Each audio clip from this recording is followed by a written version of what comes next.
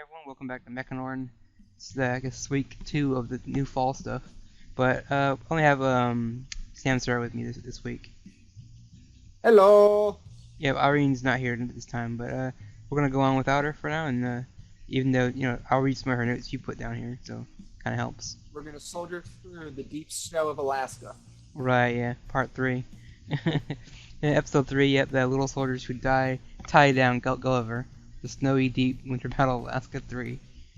Yeah, I hope they kind of shorten these titles. It's a little ridiculous. You know they're not going to do Yeah, that, they're not Bosch. going to. I already saw The next the one's next like one, Tom yeah. Thumb or something. Right, yeah, they're doing these I guess classic literature tales or whatever you want to call them. Pretty weird. Well, they also do with tiny people, which is the theme of the show of tiny people. The thing about this show, it's basically like an underdog story Uh-huh. where they're continuously playing the heroes in the underdog position. So like Right, yeah. jumping straight into what the hell happened this episode. Havia, Quinn, and Melinda, I guess. I thought it was Yeah. Millian, whatever. I just call them Melinda, it's easier. Yeah, they're hatching their plot. They're gonna go and figure out some way to take down a 40-story lump of planet-destroying robot. Right, with like all they got is like a rocket launcher and a thing of C4. That's really all they Yeah. got in their inventory right now. But yeah, it was just like you said, they were running there, and I thought they were gonna do something different, but I guess this works too. Taking out their, I guess it goes in for repairs every other Mhm. day, so they figured, well, why don't we just blow it up from the inside, and not realizing when they get to the warehouse, it's full of these batteries. Like, what do you want to call it? They're like, it's full of these things. Just so it's like, yeah, we can't really destroy one because there's so many in this warehouse. So like, how do we destroy all of them? Well, Yeah. I miraculously Well- found the instruction manual. I thought that was kind of kind of dumb, but Yeah. any way to make it through it, I guess they have to. Yeah. Well, this brings me to what I think is both the greatest strength of this Uh-huh. show and the greatest weakness. And whether it's the strength or the weakness entirely depends on what you're watching this show for. Because this show is kind of like perfect show for someone who's really into like the engineering side of giant robots. Like, Hmm. how do you make a giant robot work? It's like, if you've ever asked yourself that question, you're going to love Heavy Object because the people behind the show have thought extensively of like, what are all the parts of making a giant robot work?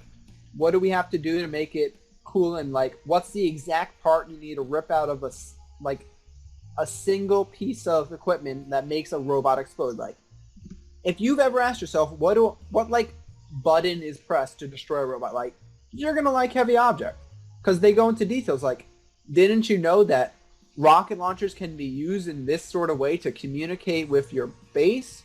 Or didn't you know that if I pull out this single thing, that makes it so that the self-destruct sequence does or doesn't work or whatever? Like, if you think those things are important to your giant robot shows, you're gonna like Heavy Object. Right. I mean, that and Quinn is kind of the he wants to know more about this, how they're built. So I guess it's kind of perfect to have him on a team, even though I would more consider him like behind the desk type of a soldier, not a in the front lines like he is now. I mean, given the situation, I guess he's pushed in the situation where he has to.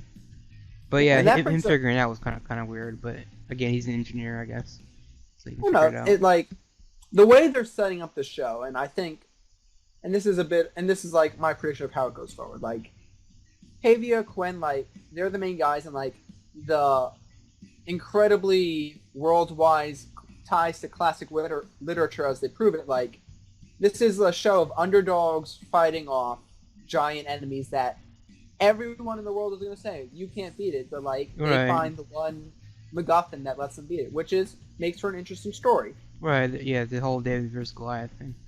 I What they're mean, doing here. oh, I can't wait for the title of the episode to be David versus Goliath. Yeah, You know that. yeah. That and they're gonna have Jack and the Beanstalk.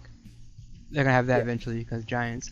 But yeah, so I mean, so far, like you said, that's pretty much what happened. In the beginning, we had these two guys going there, try to sabotage this, the Water Strider. So they did all Mhm. that, but we had also Melinda kind of assisting, but she also gets kidnapped or taken like hostage.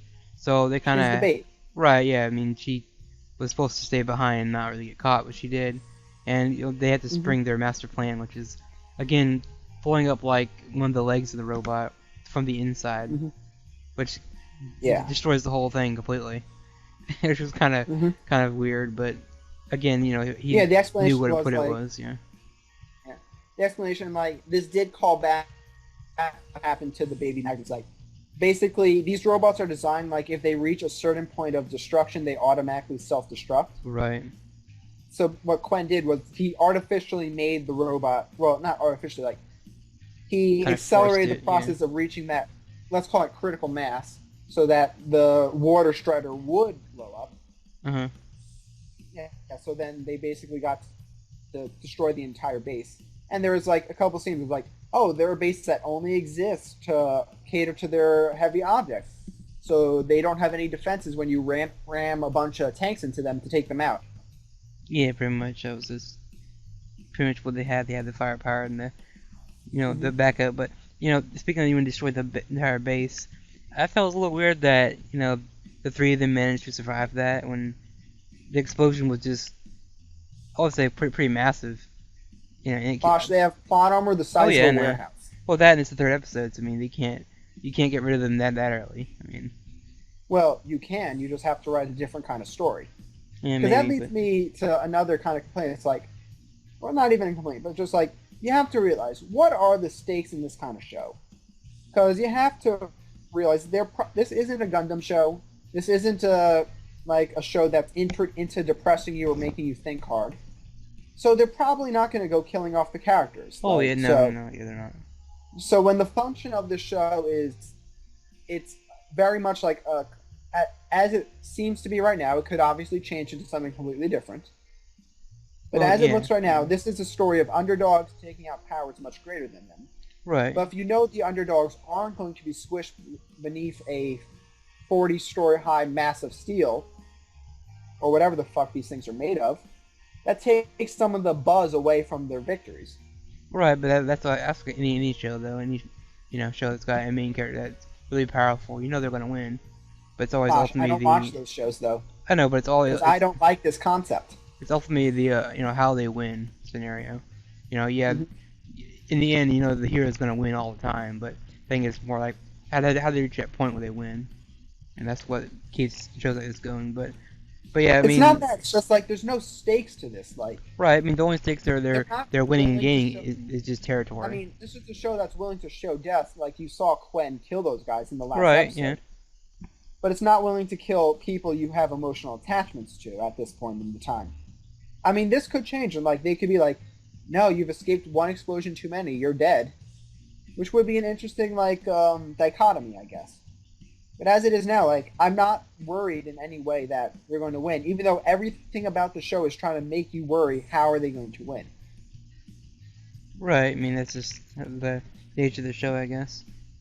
How it's going to be from here on out. But yeah, they like I said, they destroy the base and all that, which is kind of good. I mean, I was hoping they wouldn't drag this out for a fourth episode, so I'm glad they wrapped that up rather fast. But yeah, so I guess they jumped to I guess they didn't really say how many days later, but they're at an award ceremony. We got Quinn and Javier kind of getting I guess medals for their great bravery. I guess they did. But the whole time they're thinking, oh, this is the last time we're going to be doing something else after this, right? No, not really. Yeah, this is only a 3-episode TV show. Didn't you guys notice? Right. Because they're assuming that they're going to get, a new position, they're going to get, promoted and all this, but no. They're back to, at the end of the episode, you see, obviously they're back at it, and they're kind of confused, like, didn't we just save, everybody, why are we back in this? It was kind of funny for me, seeing that. Yeah. Yeah, it was a nice-ish award ceremony. They were hearing like the military higher ups in the background being like, "Where should we send them next? I can't wait to see them." Oh, ho, ho, ho. Right, and they're just like, what do you guys mean? Like, what? But, yeah, so I mean, as far as that goes, I mean, the episode's pretty much cut and dry right there. Not a lot, not really any new developments, besides, I guess, them going to the next mission, I guess. Well, there weren't many new developments, but there was a big wasted opportunity. Where at? How so? I'm talking about whatever on Earth their bad guys are, because they're called the Faith Organization. And this is like I talked about priorities previously. It's like to me, I'm more interested in like having an interestingly defined enemy than a generic organization of goons. Oh yeah. But and it's like, I mean, I don't know. It's feeling a lot like Arslan, which I'm bringing this up especially because Irene isn't here to go into detail. Hmm. But Arslan, like one of the central conflicts was one country believes in this religious doctrine, another country doesn't, and then they go to war. And it's like you could make an interesting dichotomy of like these are the people who believe in this, but they're still good people and whatnot, and these are people who don't, but they're like just trying to survive and they have to fight against the odds. Oh yeah. I'm assuming we'll get some of those groups like that later on. This was just like you said, that kind of introduction to what types of groups we have. You know, Yeah, no, it's just obviously you're gonna get these villains that are, you know, not very great. I mean, obviously they're like mini bosses compared to like the bigger threats out there probably. So I'm waiting for the bigger groups to come out. it just feels weird in yeah. a show so interested in building a world Mhm. based around this technology, like going into excruciating detail of this is the thing that makes the giant robot act the way it does. Right. It's like, but you can't give these people like any kind of development or like reason to be at war. There wasn't even like a throwaway monologue of like we're at war with the Faith Organization because of blah blah blah. Like even that would have been better than just like there's a group of people, they call us heretics and they're assholes. Like Right. Which again, I think we'll get one of those groups later on. I think they just want to get through this kind of basic introduction of how a fight will be going in Heavy Object. yeah, I know. My only issue would be I This hope is supposed they to like ease us into what exactly the show is, and I'm right. fine with that. My only issue is I hope they can do a little bit more with it instead of, you know, I don't want it to be Havia and you know, Quinn come up with a plan, they execute it, and Melinda's kind of on the side. You know, she did get they did the save her this week, which is I saw coming, but I just hope it's not a every week thing where she's always in danger. Mm-hmm. You know, she's the pilot of this big ass weapon. You know, she should be able to defend herself somewhat. You know. What I'm really, I guess, kind of afraid of is that this show doesn't turn out to be a mecha show, I guess. Because Right. it's like, Yeah. we have all these giant robots, but like, if the focus is continuously on people making these plans to destroy giant robots, Mhm. it's like, like I was saying, eventually, like, the stakes are going to just be like, you'll have to keep raising the stakes without putting the characters in danger. Right. Yeah. Definitely. And it's just going to be weird. So it's like, have an arc where it ends with basically just a titanic fight of giant robots. Like, Well, yeah. Well, even that, or I'm more thinking alliance of maybe they can form some alliances with other nations and have like these, you know, 2-on-2 battles. Would be quite interesting if they go that Yeah. far. But as far as right now, it seems to be nation versus nation. You know, you're in my territory, I gotta kill you. Basically, that's what the plot right now is. For now, anyway. I mean, yeah. so I hope, like you said, hopefully we get something later on where there's a bigger threat out there. You know, maybe a better organization that has a real goal in mind, not just Well, just oh a we're evil because well-defined we're evil. organization. A well-defined Right, yeah. threat is what we want. Right, you need someone that can, you know, be threatening, but at the same time not make it so like he's not very like a dumb villain. You don't want that. I mean, that's what like this arc is kind of wrapped up having pretty dumb villains. So, I mean, but yeah. Anything else out of Heavy Object? Nope. Yeah, I think we'll just wait and see what happens.